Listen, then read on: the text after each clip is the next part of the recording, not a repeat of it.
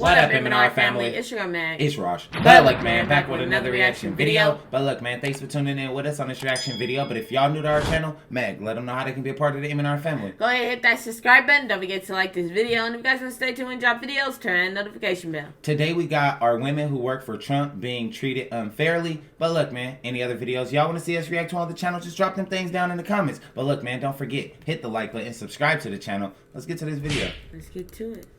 Protesters attacking Secretary Sarah Huckabee Sanders and DHS Secretary Kirstjen Nielsen. Also, First Lady Melania Trump getting slammed over her clothing choices. Are women on the right who work for the president treated more unfairly than those on the left? Here to debate is Fox News contributor Jessica Tarlov, who is the senior director of research for Bustle.com, and the communications director for Turning Point USA, Candace Owens. Good morning, ladies. Good to have you with us. Good morning, Abby. Good morning. I think we can all agree that things have gotten ugly. It has become so hateful. It's become so divisive. Candace, is there a double standard with women on the right, you think? Of course, there's a double standard. I mean, it's incomprehensible and indefensible, and anybody with a modicum of decency will admit that what's going on here is wrong. I can't even fathom a world where Obama's daughters are threatened with pedophilia by somebody in Hollywood in the same week that someone in his administration is kicked out of a restaurant with 7 members of their family just for wanting to eat. We would never hear the end of the claims of racism. This would not be allowed whatsoever, and it should not be allowed just because this is Donald Trump's administration. Jessica, your response? My response is that there are 2 issues at play here. There's the civility issue, which is what happened here with Sarah Huckabee Sanders, and I personally don't think that she should have been thrown out of the restaurant. I think you can have a conversation with someone about the beliefs and what this administration is doing without denying them service. We don't deny service to people for immutable characteristics. Did Candace Owens just say, let me take it back, but did Candace Owens just say Obama daughters got kicked out of somewhere? That's what I think. And with pedophilia by somebody in Hollywood in the same week that someone in his administration is kicked out of a restaurant with 7 members of their family just for wanting to eat. We would never hear the end of the claims of racism. This would not be allowed whatsoever, and it should not be allowed just because this is Donald Trump's administration. Jessica, your response? My response is that there are 2 issues at play here. There's the civility issue, which is what happened here with Sarah Huckabee Sanders, and I personally don't think that she should have been thrown out of the restaurant. I think you can have a conversation with someone about the beliefs and what this administration is doing without denying them service. We don't deny service to people for immutable characteristics. We can legally on the basis of political affiliation, but I don't think it was constructive and it hurts the debate. The other side to the issue is the fact that Republican women want to be deemed feminists, and they want to have the same kind of clout as women on the left who are actually advocating for policies that help women, whereas the policies out of this administration actually hurt them, like refusing to raise. But women that work for the president, they wouldn't say that. They would say actually the opposite. They would say that we believe in these issues and we feel like they help women. Yeah, you can say whatever you want, but the statistics don't lie. We know that if you raise the minimum wage, 2/3 of people in this country on the minimum wage are women, and they need that help.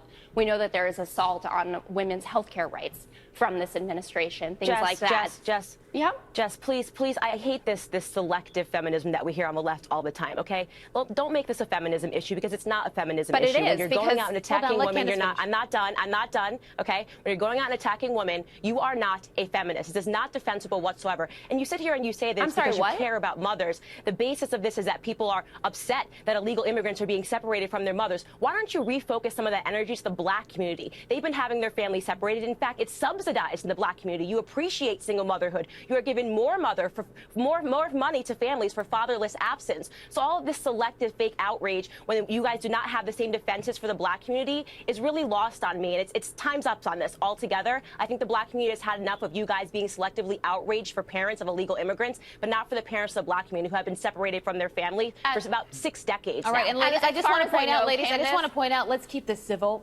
As I opened up this segment, there is already so much hate, indecency in this country. So let's just keep this debate a debate and keep it civil. Jessica, your response. I believe I was keeping it civil, and then Candace told me that I wasn't a feminist. I also believe that Candace doesn't speak for the entire. You weren't. I said the left. Okay, ladies, Jessica. I said the left. I didn't say you, Jessica. So don't make it personal. I said the left. It's selective feminism on the left that we're seeing. I disagree with you, and I'm going to do that politely. I'm going to return to my original argument, which is that we have heard this for years, that Kellyanne Conway, Sarah Huckabee Sanders, and all the women who work for this president and support his agenda aren't getting their due. They're not getting their due from the feminist community because they're advocating for policies that hurt women, that keep them in a bad economic position, that don't allow them to live equally in this society. Can I ask you this, Jessica? Yes. Same for the black women. Same for black women in this society. Do you think that Kirstjen Nielsen should be harassed because of her position and because what is going on with immigration? Do you think because of that she deserves to be treated the way that she does? She was essentially forced out of a Mexican restaurant, protesters in there. You may disagree with her, but do you think the way she's been treated is fair?